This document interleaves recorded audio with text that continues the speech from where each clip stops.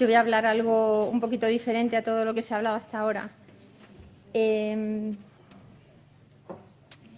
Bueno, yo soy fisioterapeuta, soy RPGista y también soy pues, una gran amante de la biomecánica, y hace unos años hice una tesis doctoral sobre biomecánica, y esto es como una pequeña muestra. Bueno, he hecho como una síntesis y os lo voy a mostrar en esta ponencia que se titula Modelo geométrico y matemático de medición del raquis lumbar en RPG. El hilo conductor de esta ponencia es la postura y la RPG. La postura es un concepto muy complejo que se ha tratado desde muchos puntos de vista, pero que yo siempre he tenido la sensación de que había que ajustarse un poquito más a lo matemático para poder analizar, para poder comparar, para tener registros en los que poder comparar si el tratamiento estaba mejorando de verdad o cuánto, y si otra persona trataba la misma postura, si mejoraba más o menos. Entonces, todo esto me llevó a hacer, con este motivo, a desarrollar un modelo geométrico de medición y representación gráfica de la curva lumbar, y otro modelo matemático de relación y análisis entre estas variables utilizadas para hacer el modelo geométrico. Se eligió la zona lumbar porque es una zona de estudio, ya que es una región clave bien en la postura, para la postura del individuo y también para la biomecánica. El índice que voy a seguir brevemente es una introducción al concepto de postura, unos antecedentes y una revisión bibliográfica de todo lo que he encontrado, sobre todo de los autores que han hablado de la postura, pero también dando datos, ¿no? Cifras. Explicación del modelo geométrico, explicación del modelo matemático y unas conclusiones. Bueno, no quiero pasar adelante sin hacer la gran mención,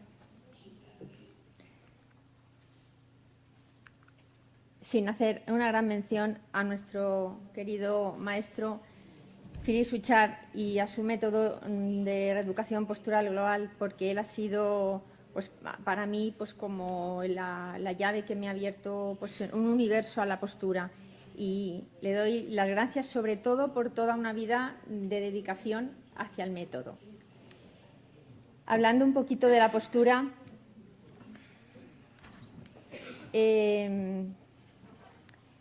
como he dicho, es un concepto global asociado al cuerpo humano. Todos nos parecemos en muchas cosas, pero también todos somos muy diferentes.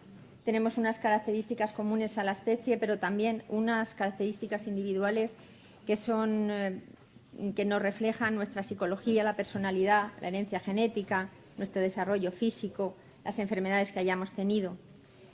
Y lo que voy a mostrar ahora es un análisis de todos aquellos autores que, como he dicho antes, han hablado de los conceptos posturales, autores y conceptos. Muy brevemente, porque simplemente quiero hacer una muestra de lo que he ido encontrando anecdóticamente. Por ejemplo, Ida Rolf nos habló de la alineación vertical de los 5 puntos y también de su diagrama de los bloques. El cuerpo puede ser analizado como un conjunto de bloques. Esto ya lo decía ella también hacia el año 57-58. Spangenhorst y Spanner nos hablaron del diagrama de los 8 columnas y valoraron así, de esta manera, que podía haber unas 8 columnas vertebrales normales.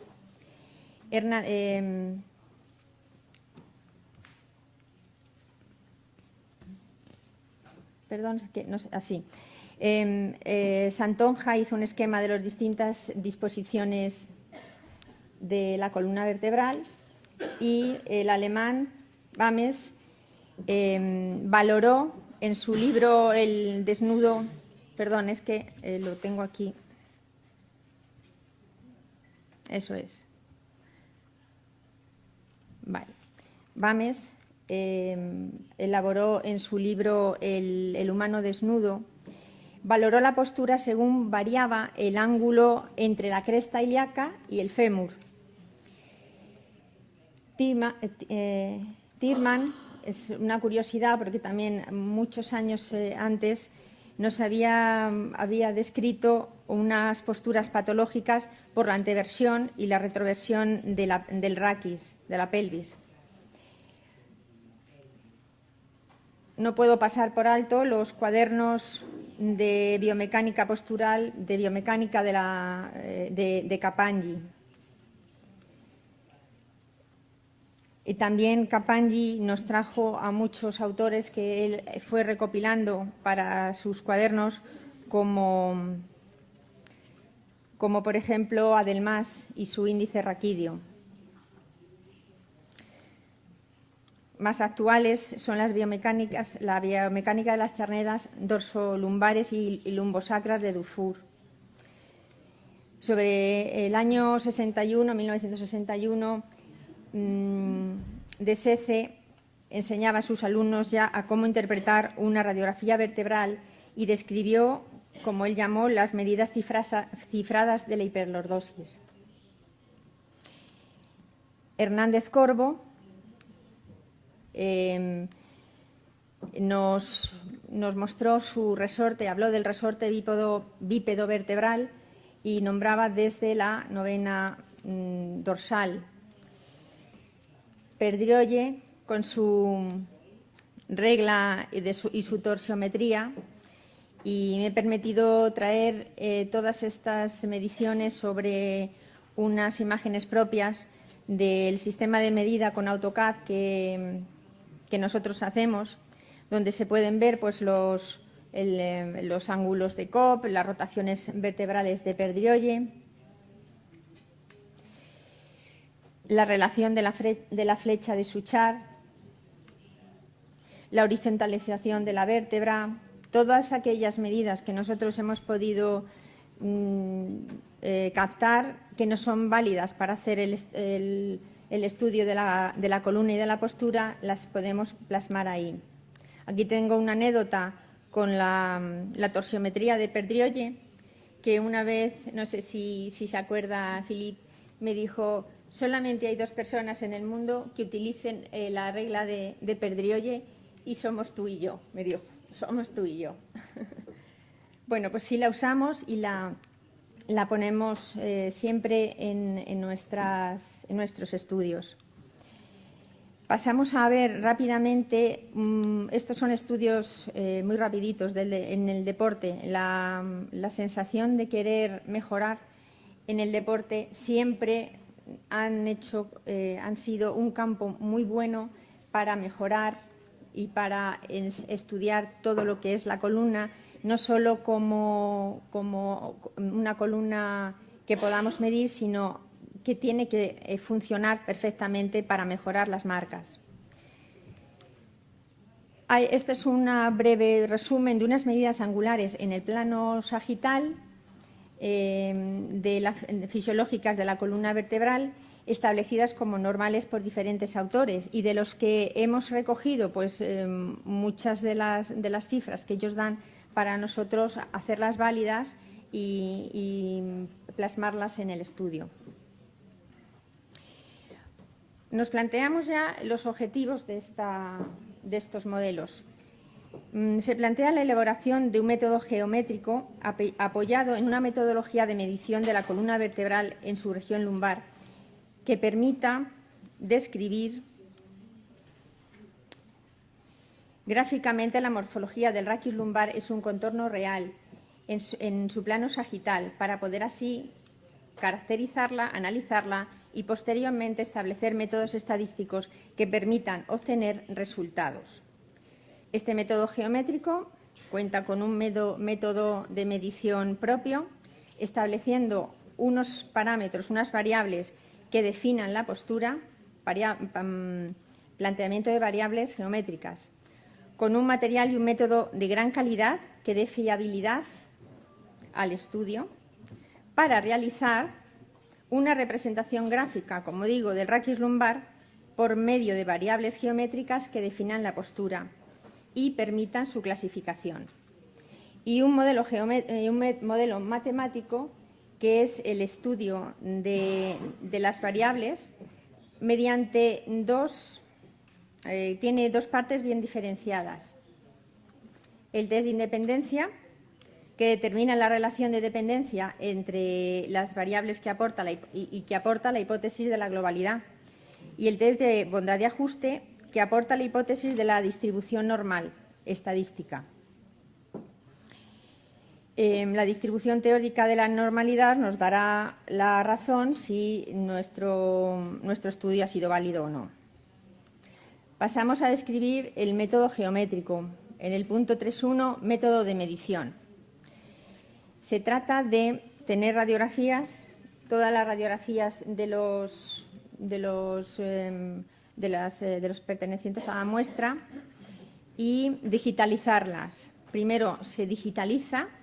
Las imágenes tienen que estar convenientemente tratadas de ajustes de brillo, de contraste, recortarlas, quitar las marcas identificativas por aquello del cumplimiento de la ley de protección de datos, y tiene varias etapas. Primero lo que hacemos es localizar los puntos claves que queramos medir. Los puntos claves son puntos estratégicos donde tenemos luego que pasar los trazados. Luego se hace un trazado gráfico de todo lo que queramos señalizarlo bien, y a partir de estos puntos claves y gráfico, lo que vamos a hacer es plantear o dibujar las magnitudes longitudinales, las angulares, las curvas, y luego sobre ellas vamos a medir. Medimos los ángulos, medimos las longitudes. Está basado en una gran precisión porque utilizamos unas herramientas informáticas y un tratamiento de imagen y el diseño asistido por ordenador AutoCAD.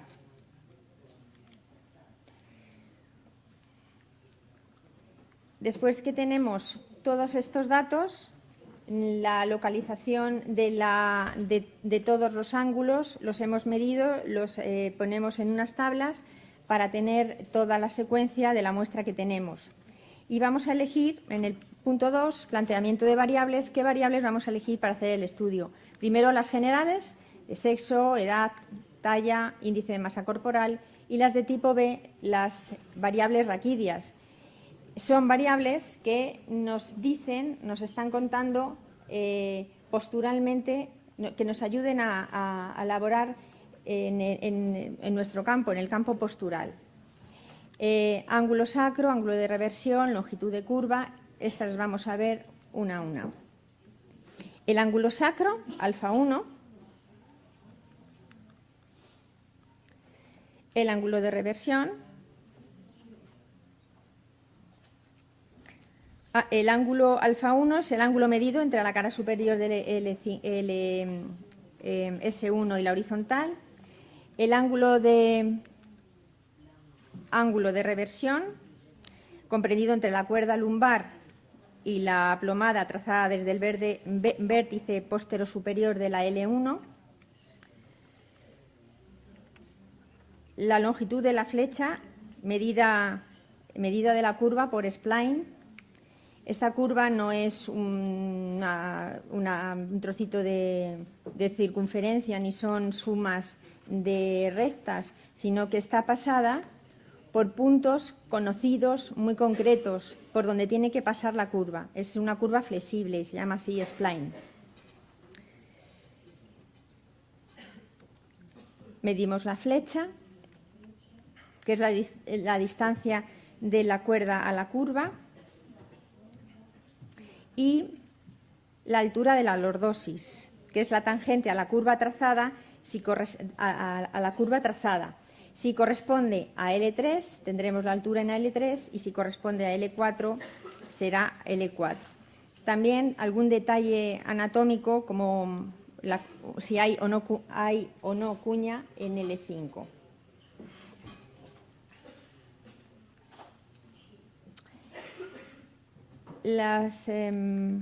Voy a tomar un poquito de agua, si no os importa. El material y el método.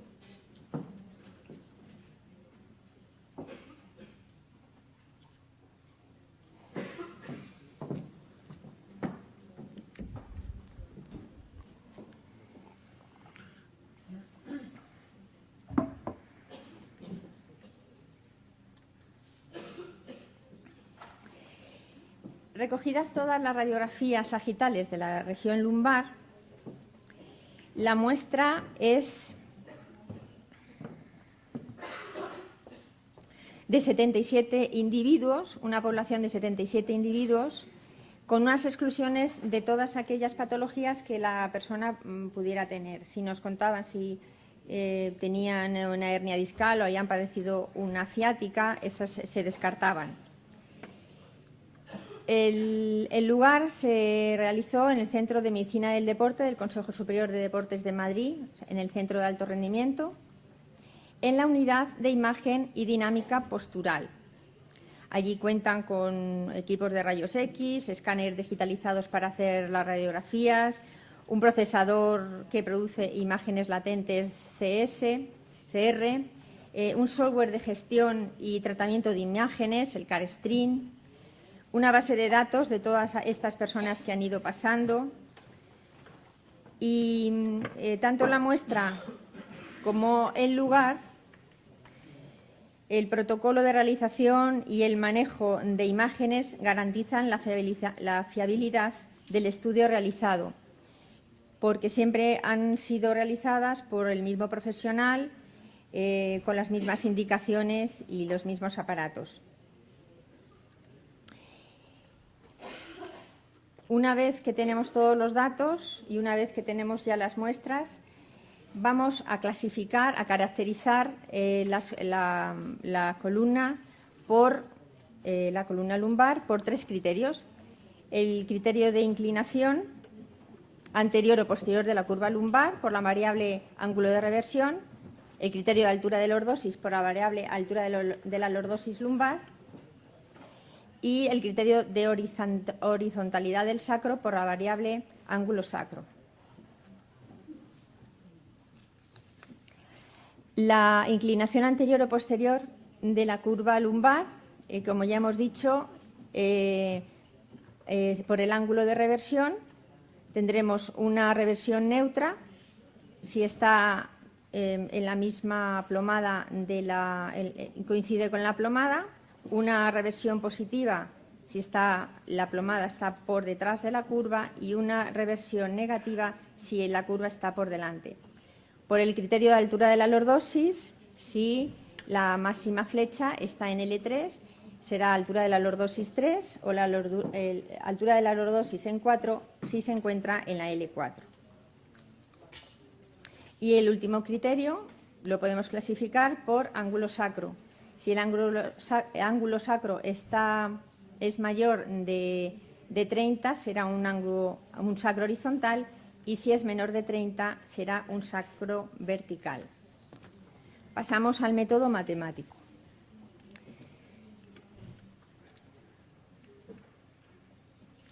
Establecida la hipótesis de la existencia de una relación de dependencia entre las variables geométricas que caracterizan la curva, se procede al estudio estadístico desde el test de independencia de relación entre las variables basado en una distribución teórica del chi cuadrado.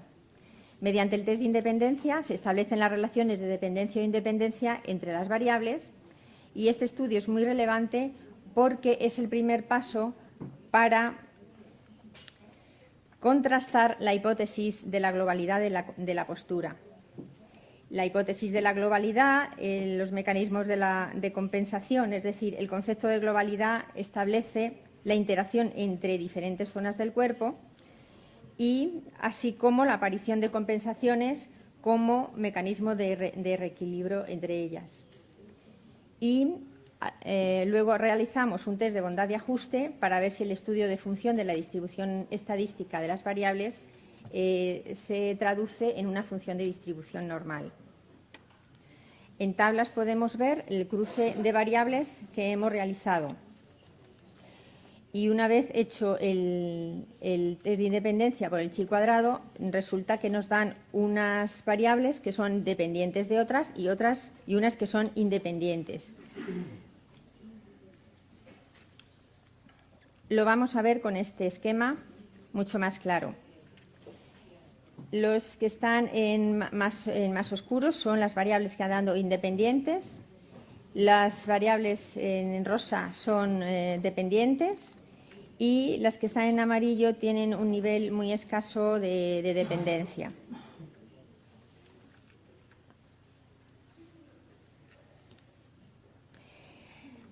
Los que son claramente dependientes, en este caso son el ángulo sacro junto con el ángulo de reversión y la flecha nos dan altamente dependientes. Ángulo sacro, ángulo de reversión y la flecha son dependientes del ángulo sacro.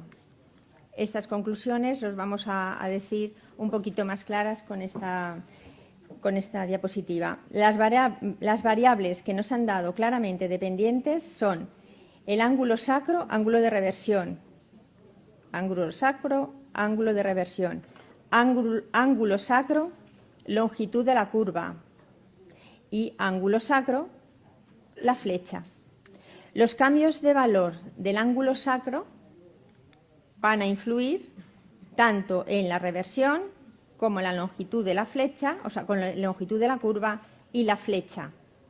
Es decir, las modificaciones realizadas en este ángulo mediante tratamientos posturales como la RPG influyen para modificar los valores de otras variables. Esto ya lo sabíamos, lo intuíamos, pero ahora lo tenemos en cifras.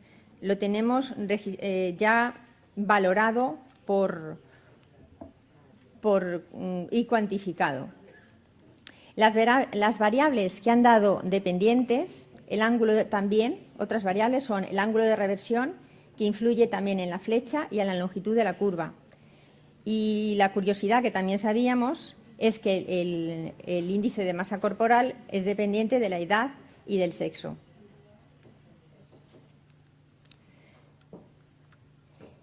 También la flecha es mayor en la altura de la lordosis en L3, eso sí lo sabíamos.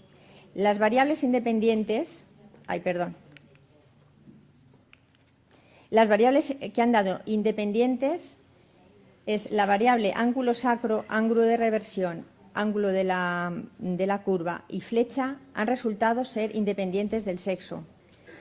No lo hemos hecho en diferentes razas, pero con la raza blanca nos han dado que es independiente del sexo. Nos parecería que fuera algo dependiente, pero así no lo es.